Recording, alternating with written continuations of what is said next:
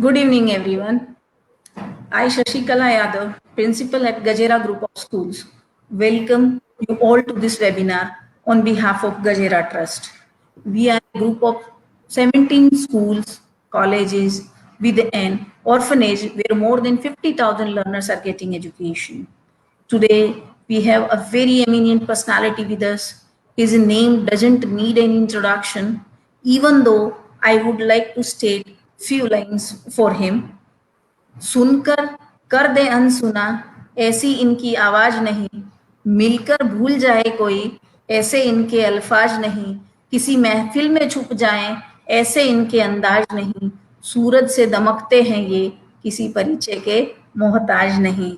So we do have with us none other than Major General Vikram Dev Dogra, first Iron Man of India and first Major General in the world to do Ironman. So we are very much happy to have with us, sir. So let me give a brief introduction of sir. He is the recipient of the Sword of Honor for being the best all-round passing out cadet and a gold medalist for passing out in the first order of merit. He is also adjudged the best cadet in marching, physical fitness and shooting. He was commissioned into Pune Horse, a cavalry regiment in 1981. He has commanded the Pune Horse 180 Armored Brigade on the Western Front and Infantry Division, part of a strike corps. He has participated in a number of cycling events and has cycled from Leh to Chandigarh over 5 of the highest mountain passes, ranging from 13,400 to 17,600 feet. He is a motivational and TEDx speaker. He completed Ironman Austria at the age of 58 in 14 hours and 21 minutes in July 2018 to become the first serving Indian Army officer and the only general in the world to do so. That's really very great, sir. On July 28, 2019, he once again took the Ironman competition at Germany and bettered his own time by 41 minutes, completing the grueling race in 13 hours 40 minutes. In Goa, on 20 October 2019, he participated in Ironman 70.3 and he came first in his category and also got selected for the Ironman Championship to be held in New Zealand, to be held in November 2020. He has been awarded Ati Vashisht Seva Medal on 19 March 2019 by the President of India to recognize distinguished service of an exceptional order. That was a brief introduction about Major General Vikram Dev Dogra.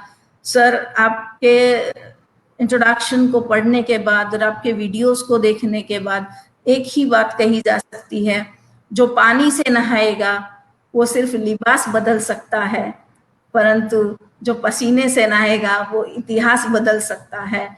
Definitely, sir, you have generated a history and it is very much inspirational and feeling proud to have you with us. So today our topic is Enigma of Mental Endurance. So definitely it is a question, but before moving on the topic, I would like to request sir just to tell us about what Ironman is. Up to you, sir.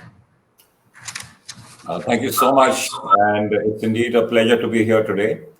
You know, during the course of my talk, I am talking about Ironman, and I'm going to explain and also show a short video because to do Ironman, you need to use mental endurance. And my entire topic is to do with mental endurance. So, but just briefly to tell people, it's a triathlon which has got 3 events. You have to swim 3.8 kilometers, which is normally either in the ocean or in a lake. Thereafter, you have to cycle 180 kilometers. And after that, you have to run 42.2 kilometers. And you have to do all these 3 events within 17 hours, one after the other. And if you can do it in the 17 hours, then you are titled Ironman. So that's Ironman. It's the most grueling one-day endurance event in the world.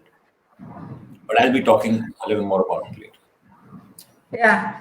So, sir, for me, what I believe ki mental endurance, it doesn't mean passivity or suffering.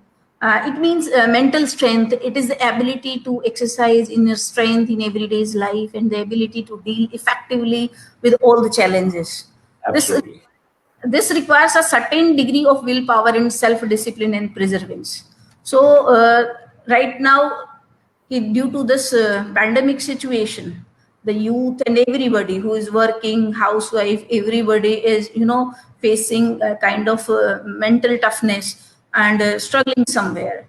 So now I would like to request you just to put light on this topic and let me continue. Yeah, so this is exactly what I'm going to talk about because we face problems every day in our life. And Yeah. to overcome those problems, you need mental endurance, you need toughness, you need strength. And that strength is what I'm going to talk to you all about today. So if you are ready, then I will commence my talk and try and put across to you how mental endurance can help each and everybody at whatever stage they are. Yes, sir. We can. Okay, so like I was saying, we are faced with hundreds of challenges in our daily life. There are challenges at home, there are challenges at work, in the marketplace, and even on the streets. But most of these are very minor challenges, and we can normally easily deal with these challenges. But some challenges require great mental strength to deal with. We need mental strength and we need resolve when we are faced with uncomfortable situations.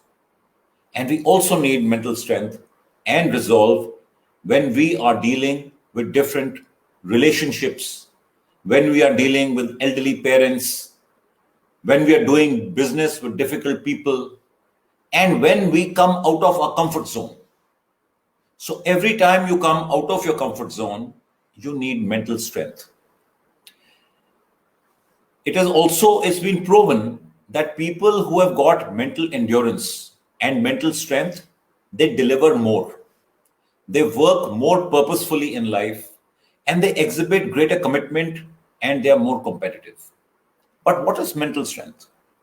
The question that we all need to now look at is what is mental strength and how can we improve our mental strength? And that's what I'm going to try and tell you in the next 20 minutes or so. So, mental strength is the ability to bring into action our inner strength. We have that strength within us, but we need to bring it into action so that we can deal with whatever challenge we are facing. When we build mental endurance, we teach ourselves never to quit. There may be a situation like our current situation, we are in a pandemic. We are facing the situation in India for the last 5 odd months. So you need strength to tolerate the situation. You need to build that strength. And so when you have that endurance, we teach ourselves that we will not quit. We will not give up. Our mental endurance keeps us going even when our body is failing. Like, for example, if you're in a run, you're running, you will find at a time that your body is tired and you want to stop. But because you have mental endurance, you keep going even when your body is failing. So it teaches us to face difficulties despite whatever are the challenges, whatever difficulties we are facing, whatever fears we have. I'll want to narrate a story to you. An example of a man called Louis Zamperini. During the Second World War, the 1940 Olympics was cancelled. And Louis was an Olympian. He was an Olympian runner. And because the Olympics got cancelled, he went and joined the American Air Force. And in the American Air Force, he was allotted to a B 24 airplane. And in May of 1943, his plane was flying on the Pacific. They were out searching for a plane which had crashed. And when they were in the middle of the Pacific, their plane engine failed and they crashed into the sea. And in that crash, out of the 11 people, 8 people died and only 3 of them survived, out of which one was Louis. They had a raft with them because when a plane normally crashes in the sea, part of the rescue equipment which is there on the plane, the raft is there. So they had that raft. And on that raft, they survived in the middle of the Pacific Ocean. They had no water. They ran out of water. So they used to catch rainwater and drink that. They ran out of food. So they would kill the birds which came and sat on the raft and eat those. And there were sharks circling the raft. The sun was strong. Japanese planes would come and fire on the raft. And 47 days they stayed on that raft.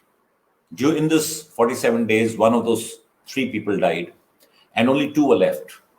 And 47 days later, 3,200 kilometers from where the plane had crashed, this raft went and reached land. And when they reached land, they found that they were in Japanese territory and the Japanese captured them. They took them prisoner. And for 2 years after that, they tortured Louis and the other man. Every day they were tortured. And 2 years later, they were released. Now, what is it that kept these people going during those 47 days at sea when they had sharks below, they had the sun on them, no water, no food? They were, exhausted, but they kept going. And even when they reached land and were captured and tortured for 2 more years, they kept going. It was mental strength. They had mental strength. And they used this mental strength to survive. And it is the most important ability. And if you can develop mental strength, you will find that you will be able to achieve whatever you want to in life. It was their hope for the future. They had that hope within them that kept them going and gave them the strength to survive. Now, mental endurance or mental strength, as you call it, is not well defined. People don't understand what mental strength is.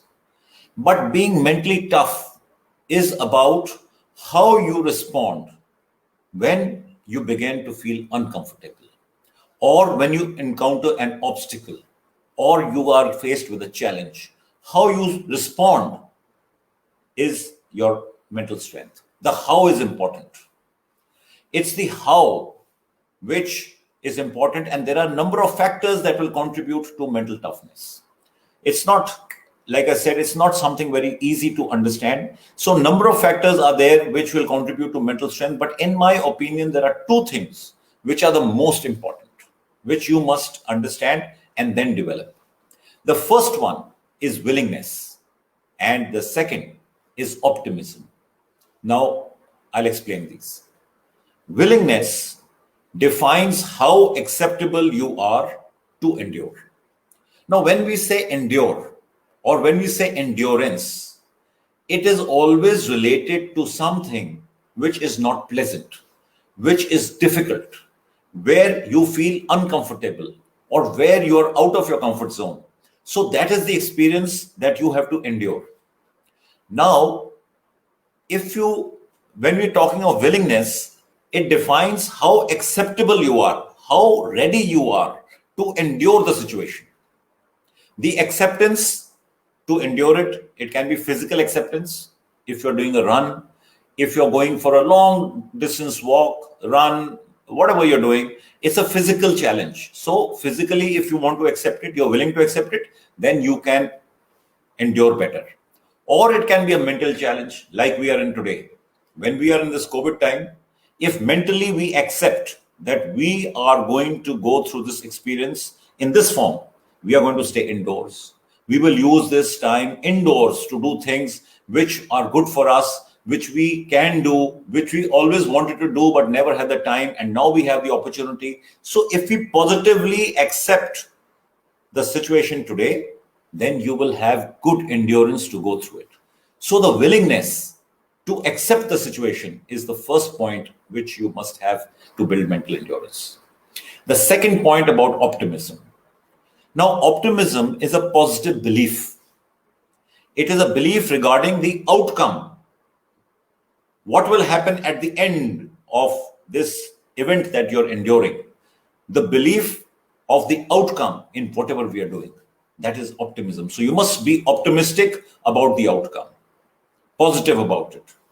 For example, if you're preparing for a marathon, and we all know that it takes a lot of training, you are running, you have to train not only while running the marathon, even before that, you're doing strength training, you're eating the right kind of food, you're sleeping well, your whole life is regimented because you're preparing for a marathon.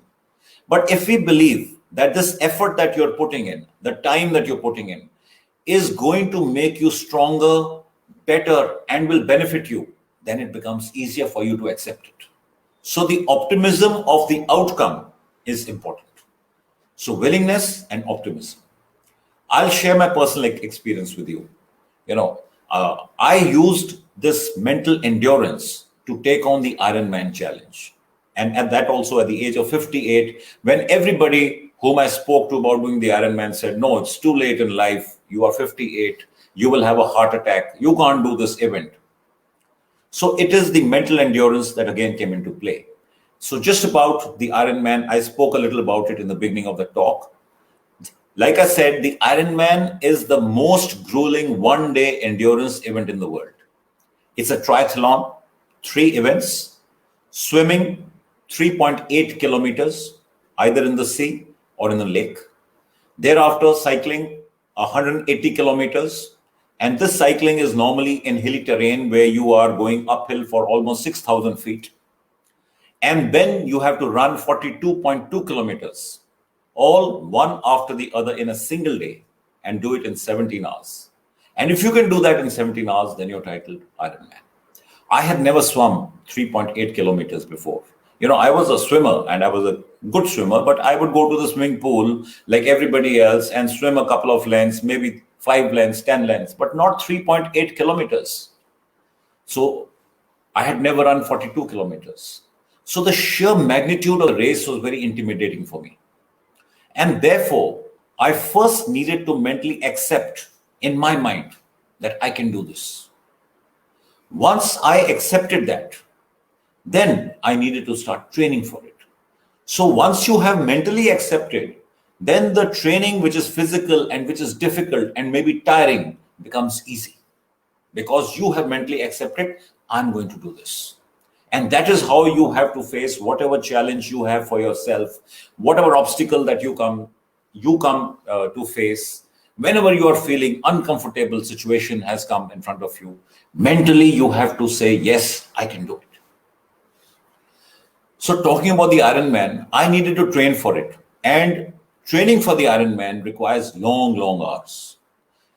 Just to give you an idea, to swim 3.8 kilometers for a average swimmer will take between 1 to 2 hours. To cycle 180 kilometers, it takes you between 6 to 7 hours. And to run 42.2 kilometers takes you between 4 to 5 hours. All these figures which I'm giving you are for reasonably good runners or swimmers or cyclists. Now you can imagine if you have to cycle for 6 to 7 hours. When you travel from Delhi to Chandigarh in a car, it takes you 5.5 hours. And when you reach Chandigarh, you say, I'm very tired. I've had a long drive.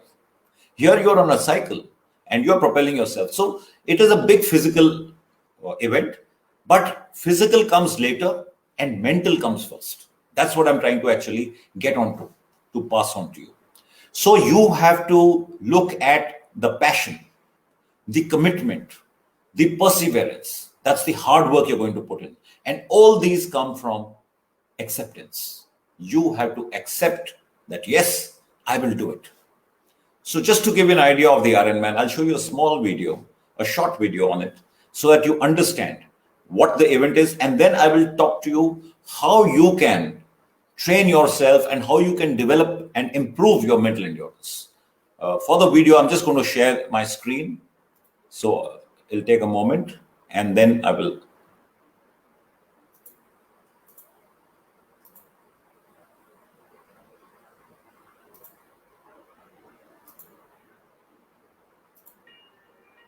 I hope the videos, you can see it and hear it.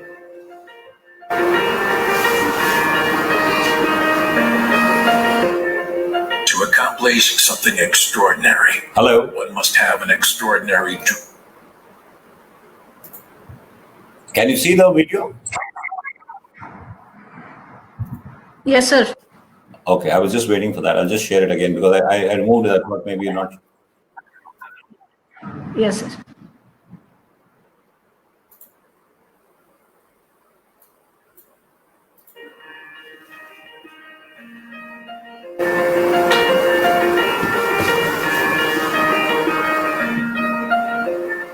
To accomplish something sir आपका screen sharing नहीं आ रहा है वापस से.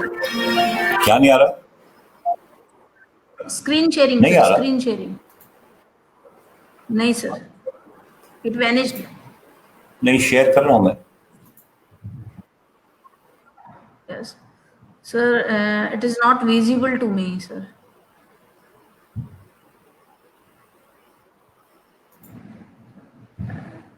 Please try it again. Definitely it will be.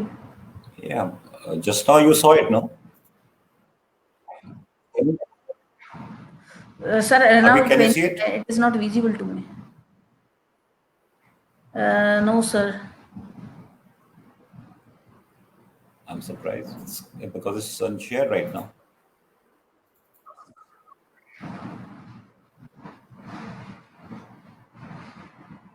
Tried once again, sir. Definitely, because earlier it was shown. A goal so high, so Yes, sir. Now it is visible. that its achievement to most seems impossible. The best. You can be the King Kong banging on your chest. For 35 years, Iron Man has defined a sport, growing from a single race into a global movement and a new generation of athletes. Standing in the Hall of Fame, and the world's gonna know your name. 'Cause you ran with the best fame. 25 countries with over 200 events. Iron Man inspires us to reimagine our limits, to set our sights higher, to go farther than we ever have before. You can run the mile, you can walk straight through hell with a smile. You can be a hero, you can get the gold.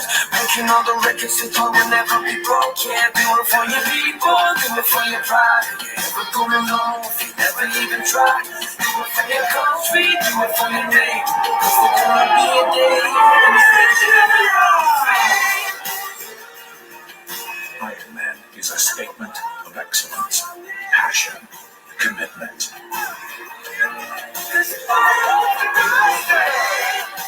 It is a test of physical toughness and mental strength.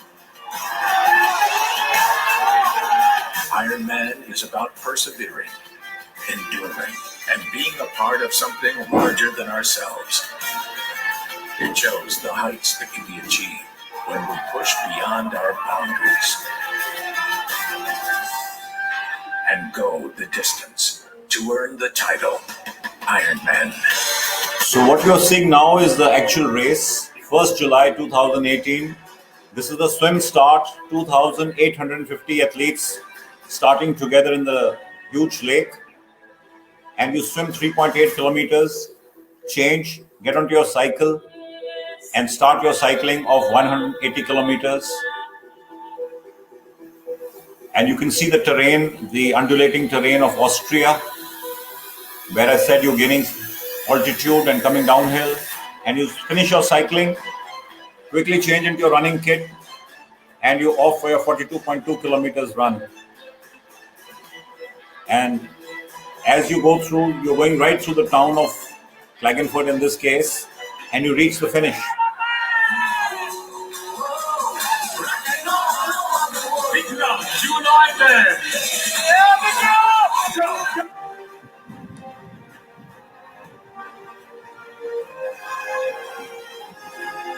So this is really tough to say.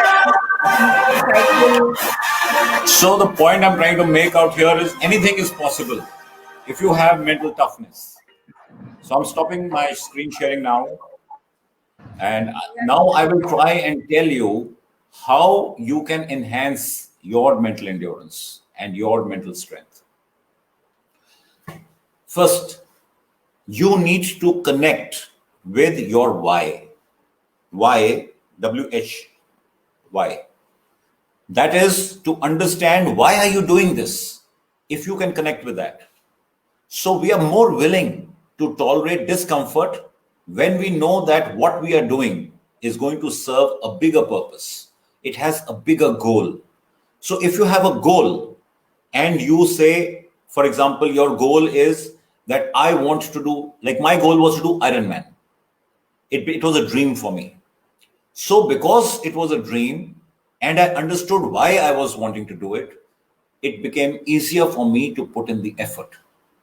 So if you connect with your why, you'll be more willing to tolerate the situation that you are in, or the uncomfortable position, or the position when you're outside your comfort zone. You will be able to tolerate it better. The second point is that you need to find solutions and not look at the problems that you'll face. You have to understand that willingness and optimism, I told you two things in the beginning, that willingness and optimism are the key to mental endurance. And both these can be improved or they can be enhanced if you talk to yourself.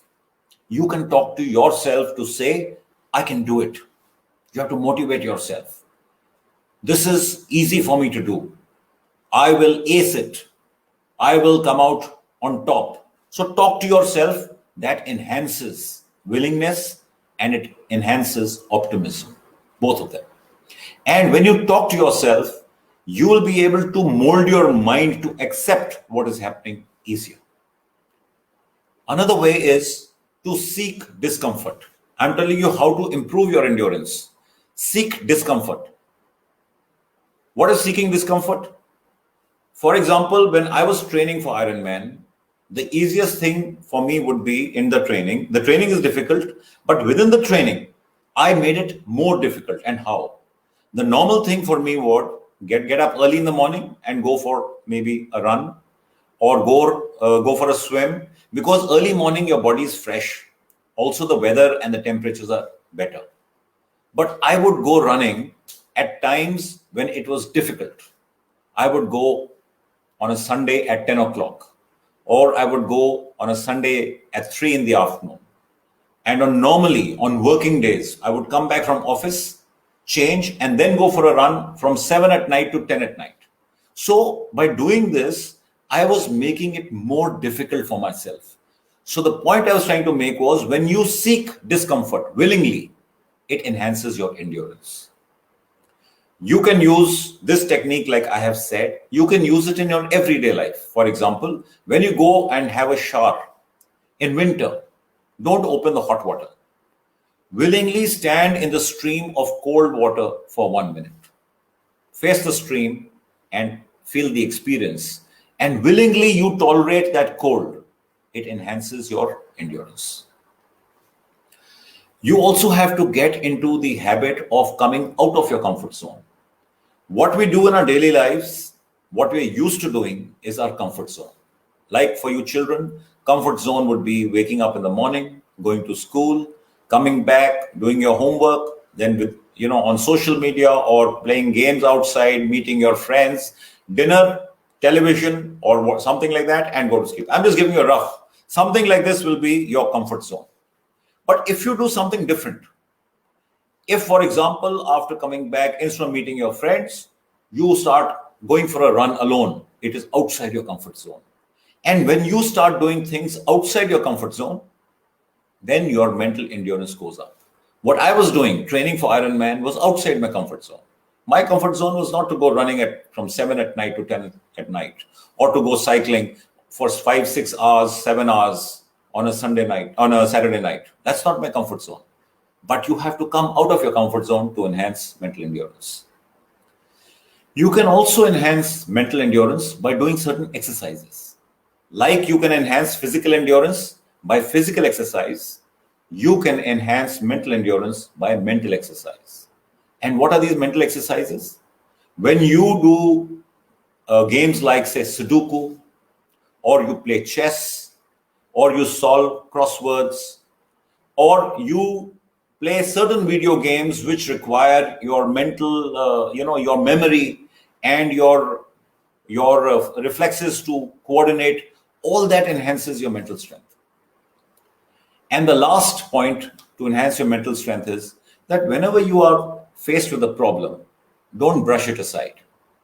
Normally, what people do is when they come to a problem, they don't want to rock the boat. They say, okay, let's push it aside and keep going smoothly. That problem is remaining there, but it is not in your way for the moment. If you want to enhance your mental endurance, you need to take that problem head on. You need to solve it. So don't brush it aside. Solve the problem. Get into the habit of solving your problems right there. So don't procrastinate. That will enhance your mental endurance. Now, even meditation enhances mental endurance. If you meditate, it enhances your endurance mentally. And if you are running, long distance running, when I say long distance, 5 kilometers, 10, 15, 20, that also enhances mental endurance. So I'm now going to draw a link between meditation and running. Meditation is peaceful, meditation is calm, and meditation is static. Running, on the other hand, is active and strenuous, but running is also peaceful, and running also gets you calm. Because both meditation and running, they release the same happy hormones in your mind. And at the end of both these, you feel peaceful and you feel at ease, you feel happy. Okay. So when you have mentally tough runners, most long distance runners are mentally tough because, like I said, even for the Ironman, first thing was to get mental toughness, mental endurance, and then came the physical part. So all runners are mentally tough, long distance runners. And because they're mentally tough, they have good focus. While running, you need to focus. And we also know that meditation also improves focus. When you sit in meditation, the whole aim is to focus. So both running and meditation look at focus as the key to their moving forward. Now, long-term running reduces anxiety. Like I told you, it brings calmness. It helps you in depression. And the same benefits are derived through meditation. Meditation teaches you to be mindful. What is mindfulness? If you are engrossed totally in what you're doing, then you are being mindful. If for example, I am reading a book which I enjoy a lot, and I concentrate so much on my book that even if there's noise around me, if there are people trying to talk to me, I'm not even listening to them, I'm not even hearing them, then I'm being mindful. So meditation teaches you to be mindful, to be so engrossed in what you are doing, in the experience of what you are. And this is exactly what you need to do when you're running, to be involved in your experience. So we will look at how to combine running and meditation. Because all of you are young, you are all people who run, play games. So look at how to develop meditation through running, which will help you in your focus and in being mindful in whatever you do. So how do you meditate while running? Like I said, in meditation, you are taught to focus, and normally there's an object that you take. It may be a candle, it may be your own body, it may be your breathing. You need to focus on something when you are meditating to become mindful. Similarly, when you're running, you must try and focus on yourself. And when you're running, it becomes easier to be able to focus on yourself because running is, like I said, strenuous. It's a physical activity. So there is pain in the body when you're running, and it becomes easier for your mind to focus on your pain. So if you can focus on what is happening to you while you're running, your feet are hitting the ground, your arms are moving, you're breathing at a certain rate, focus on all that. Now you will find that when you're running, your mind will start drifting. That's what happens when you are distracted. So meditation teaches you to cut out the distraction and focus. When you're running also, you'll find your mind taking off. You might be thinking, what am I going to have for dinner? I have to go and tell my parents something, or I have to go and tell my friends something. So your mind will wander. Let it wander. But Because when you block some thought which is coming into your mind, it gets highlighted. So don't block the thought, let it come. Thereafter, immediately again start focusing on what I told you yourself, on your breathing, on your feet, hitting the ground, on the pain in your ankles. So that is getting mindful when you are experiencing the moment. You are experiencing the current moment. So that slowly, when you get into this habit of focusing on yourself while running, will make you mindful. And this mindfulness will help you whether you're studying, whether you're following a hobby, whether you're reading a book, or doing whatever you like, which will engross you so much that nothing outside will disturb you. And that is what is meditation. And the second technique in running, which you can do to meditate, is that you need to synchronize your breathing with your running. If you can synchronize your mind, your body, and your breathing, and that is what meditation wants you to do, and that is what running wants you to do. So if you can synchronize all this, you will be able to meditate. And the simple technique to synchronize your running with your breathing is that you make a rhythm. Every time your feet are hitting the ground, left, right, let's call this one cycle, and you take 4 such cycles: left, right, left, right, left, right, left, right, 4 cycles. In these 4 cycles, this time you are breathing, you exhale deeply. And the next 4 cycles, you inhale with the same intensity, and you develop this cycle. Exhale, inhale, because you need to breathe heavy. You need to breathe in good lungfuls when you're running, but just coordinate it with your feet hitting the ground. And you will find that you will get mindful. Those thoughts will come, they will go away the moment you start focusing back on your breathing, and it'll make you mindful. So by using running, you can actually get all the benefits of physical endurance and mental endurance. So try it. And in conclusion, I want to tell you that as with any type of training, working on your mental endurance is not something that you can do around the clock. You can't be running all the time. Similarly, you can't be working on your mind also all the time. But you can dedicate a small portion of each day to working out for your brain training. All these activities make your mind work. It improves its strength. It improves the endurance. It develops willpower. It develops your self-discipline, and it gives you that inner strength and the mental endurance that is required for you to deal with the challenges that you are being faced with every day, including what is happening around us. I have come to the end of my talk. If you have any questions, I'll try and answer them.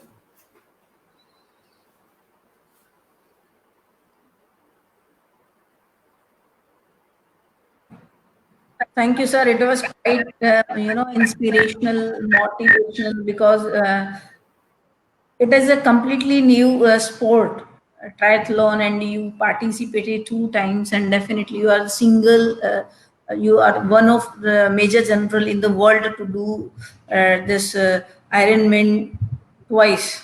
So that is a proud fact for our country and for us also to have you with us. So, sir, I with your story, everybody is in comments also. They were appreciating. Yes, sir. Everything was like so. People they have some questions, and yes, they have started with their questions. First, Okay. my question. Let me ask you, sir. Did you ever feel ki yes ki, after completing swimming and then you are on cycling, and did you ever feel ki yes I can't, or something negative approaching So to you? be honest, when I was training, every day I wanted to quit. I used to curse myself, why did I get into this? Because like I told you, if you have to run 42 kilometers, or if you have to swim 3.8 kilometers, or cycle so much, it's a lot of effort. And I trained for 18 months, every day for 18 months. So I wanted to quit. But I had used a technique which I want to share with everybody, which prevented me Yes. from quitting. And the technique which I used, I call it public pledging. So when I decided in my mind I wanted to Ironman, I knew because it's going to be a very difficult journey The training is going to be tough. There will be a time which will come when I say, I want to quit. But I wanted to prevent myself from quitting. So I went and told everybody, I'm doing Ironman. I announced it. I announced on social media. I told my friends, I told my family. And when you tell people something or you share your dream like this, 99% of the people who hear this, they discourage you. They give you reasons why you should not do it. You are too old. No, this is not the time for you to do it. Why are you going in for something so silly? So they discourage you. And that will happen with everybody who shares their dream with people. Ignore them. So, but because I had told them, I also was now committed. I had made a commitment publicly. And if I quit now, they would have said, see, I told you he can't do it. He's just, saying, main ye karunga, main wo karunga. So this technique of public pledging prevented me from quitting. I told my wife on the day of the event, when I was starting the event on 1st July, I told her, I will die, but I will not quit. Because I knew all those people were watching. You can track the athlete on an app sitting here, and you know exactly how the swim is going, how much time, where has he reached. So I knew they were all tracking me, and they were just waiting for me to quit. So this kind of pressure, if you generate, you trap yourself into not quitting. So now, sir, question from Neha Savalia. Can a strong person too scramble to mental illness? Sorry, a strong person can who? Sir, it is on the screen also. Can a strong person? I don't understand scramble. I think there is some spelling error in that. Yes. Can they crumble to mental illness? Yes, sir, it can be crumble. Can a strong person too crumble to mental illness? Well, mental illness is, I would say, it's a medical condition. Okay. I am talking of the endurance of your mind to develop it. So if you're, for example, like in physical endurance, if your muscle is not functioning properly, it's very difficult to develop it. But we are looking at a healthy mind being made to more strong. Whereas I am not really actually understanding what they're asking, because mental illness is to me a medical condition. So if a strong person can also be mentally ill, but if you're talking of depressed, if she's talking of depression, anybody can be depressed, but you have to fight it. And if you are strong, then there is no question of getting depressed. After all, depression is a frame of mind. Happiness is also a frame of mind. You can be happy and you can be sad. The choice is yours. And when you talk to yourself, I used to talk to myself that, there were days when you feel low on energy. You feel demotivated. You feel, why am I wasting my time? So whilst I use the technique to prevent me from quitting from outside, you also need something to boost yourself from inside. Otherwise, you feel depressed because, you are spending so much time doing something which you feel may not really even be worth it. So these kind of thoughts come to everybody. But if you can motivate yourself, so I used to use a technique called visualization. You visualize your success. You visualize how you will feel when you achieve what you have set out to achieve. So like in this current situation of pandemic, COVID, we are trapped. We are feeling, very claustrophobic, stuck at home. True, sir. So don't let depression get you. You look at what you are preparing for when it gets over. Start visualizing how you will be when you come out. So you start working for that. You work on yourself. You invest in yourself. Do things for yourself, like I said, which you could not have time for earlier. Develop your skills, which you can online. And when you come out, people will see you as a different person. That, this guy, when he went, we seeing him after so many days, he's a different person now. So it is up to you how you take the situation. And even a strong person can get depressed. But if you are strong, then you can fight your depression. Fighting depression is only knowing how to tackle with bad times. Yes, I totally agree with you. Now, the second question from Kinjal Milan Dobaria: how to increase concentration to focus more on the given work? Yeah, so you have to get in the habit of focusing, and that can be developed not straight away from something which you are not happy doing. For example, if you take your children and tell them sit and study, homework karo, then the child is looking left, right, TV is on, music is distracting him, children playing outside is distracting the kid. Now take that child and give him something or her something to do which they enjoy, like maybe a mechano set. There may be children playing outside. The kid is very, very involved in the mechano. They're not getting distracted. So you get in the habit of concentrating in what you are doing. But it has to start from what you like doing first. The mindfulness, which I spoke of, is actually a skill. Focus is a skill. It doesn't come automatically. So first starts focusing on things that you like and then slowly shift to something more difficult where then you have to try to focus. And the techniques of focus I told you is how to develop your focus. You need to take those ahead. And meditation is excellent to develop focus. Very true, sir. Uh, Definitely, the person may have given the answer. Now we take the question of Mr. Deepesh Lakhani. What are the steps or measures that a teacher should or can take a time when a student is going through anxiety, depressions, and other situations? See, I don't know if this question is based on the current situation or on a normal situation, but whichever situation, a teacher is like anybody else in the people who can really influence a child are his parents, his close friends, and his teachers, because these are the people with whom he spends the maximum time. So if you know as a teacher how to deal with anxiety, with depression, and with such like fears, then you can pass them on to your students. Now, every depression, every fear, every anxiety has got a reason behind it, and that probably is the most. So, diagnosing the problem as to why, what is the root cause, probably is the most important thing to do. So, if you can find that out, then the solutions are there. But I feel the main issue is to find out where the problem lies. Definitely, sir. Because right now the question is as per the situation.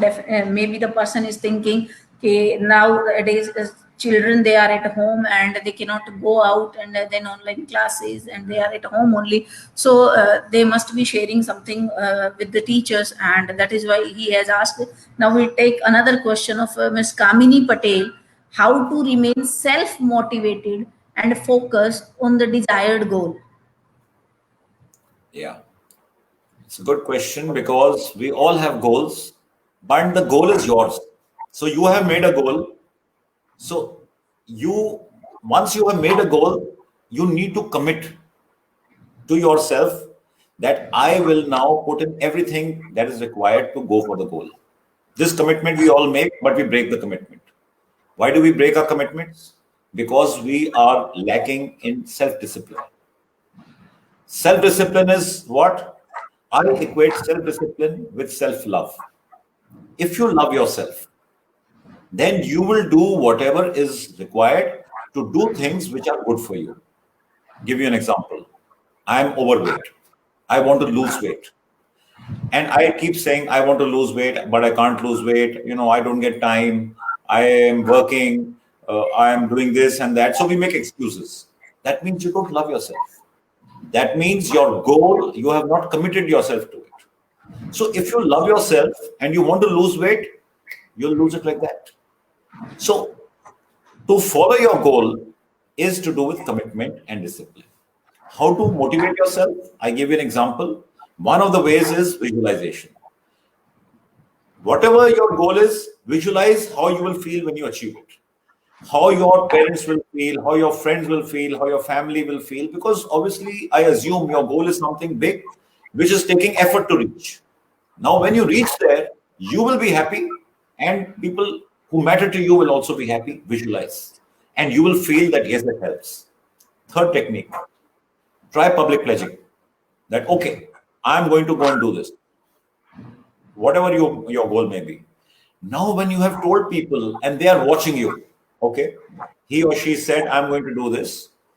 Then if you don't do it, then you'll fall in their eyes. You will fall in their esteem. You will fall in your own esteem.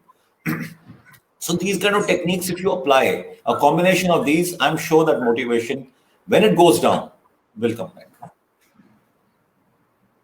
Correct, sir. Now, next question we take of Janish Gupta. Sir, can you suggest the best everyday routine to follow in terms of being mentally fit and healthy for the students during this time? So, like I always keep saying, that a healthy mind can only reside in a healthy body. So, during this time, the students need to invest in themselves. All of us need to invest in ourselves. So, what is actually suffering right now? Your contact with other people. That's okay. But your contact with yourself is there. Invest in yourself physically, so get physically fit. Therefore, for your students, there must be physical activity that you plan as per the capability. I'm not saying everybody is capable of all kind of activities, but that is for you to judge. But there should be reasonable amount of physical activity in terms of physical fitness. That's one. Then there has to be recreation. Now, recreation, I'm not going to touch studies because I know all of you are only making them study. So you have to have recreation, whether it's movies, whether it's reading a book, whether it's storytelling. You get audibles these days where you can listen to stories, you can read stories, you can watch stories. So there has to be recreation based again on individual likes and dislikes. Some people likes to do something and something else. So in short, what I'm trying to tell you is there's a laundry list of what you can do, but you have to see what is the correct mix of everything which a child must get. So physical, mental, and recreational. Mental, you're making them study anyway, but the physical and the recreation part may not be in a more it may not be institutionalized.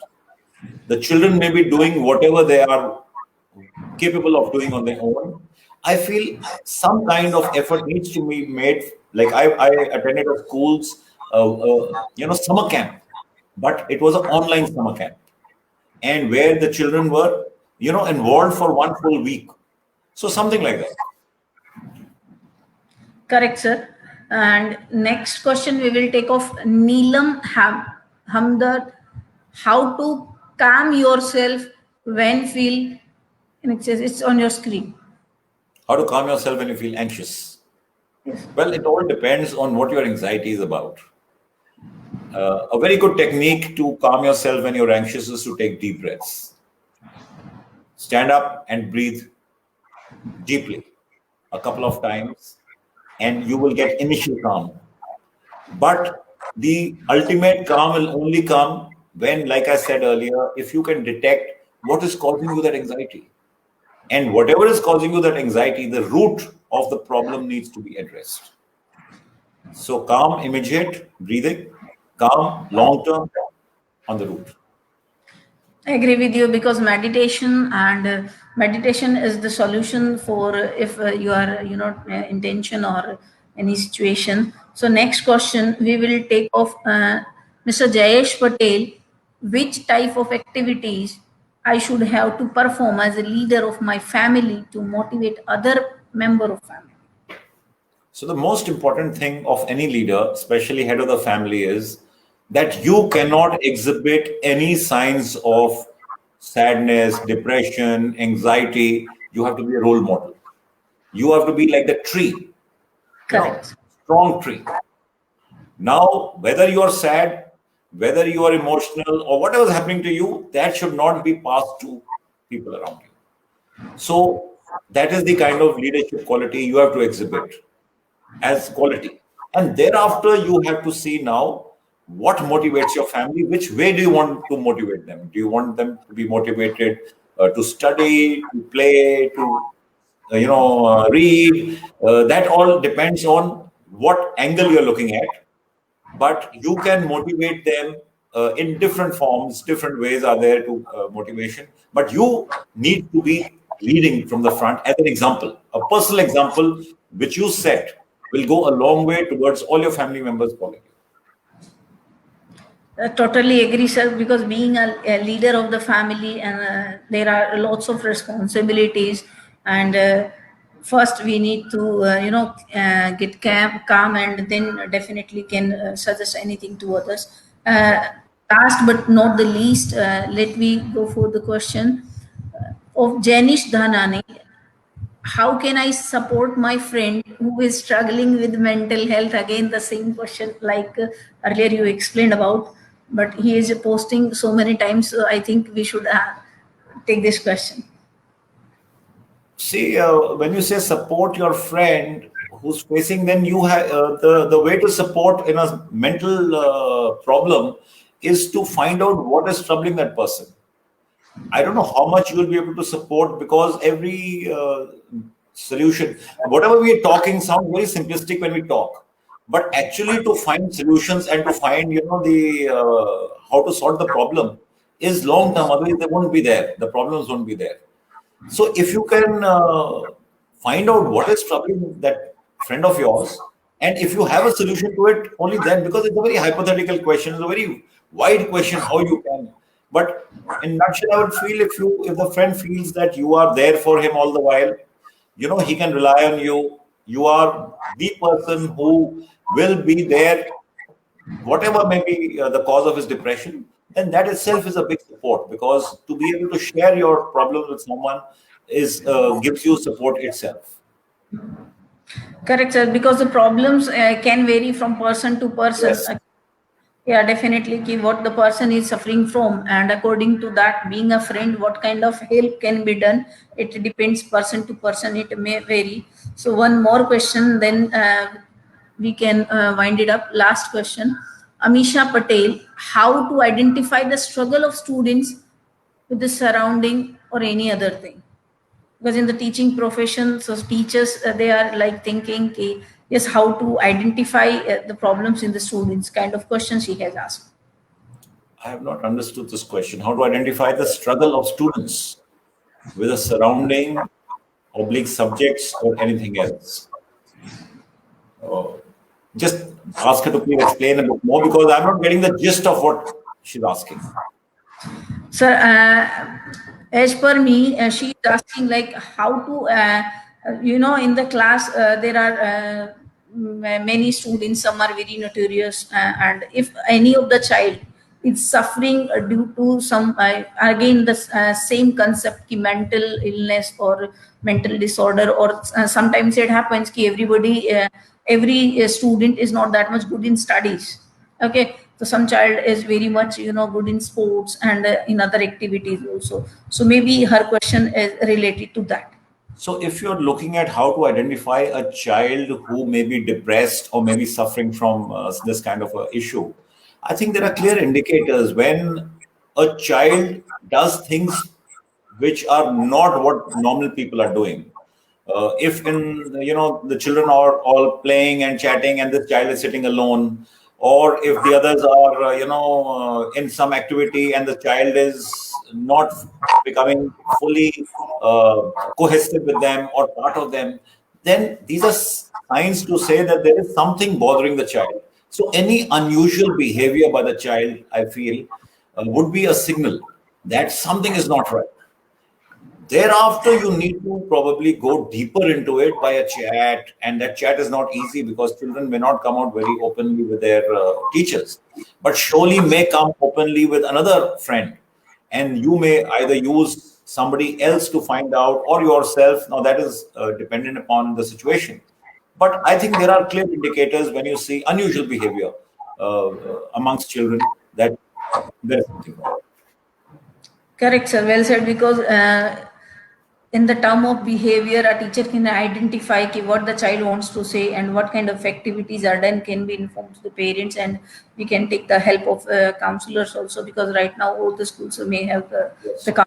we do have in our campus. So whatever the problems are faced by the teachers, we are transferring those cases to the counselor so that the problem can be identified. So by the complete discussion, and I just realized that self motivation is the main key. We have to be positive, we have to be self disciplined, we have to be motivated.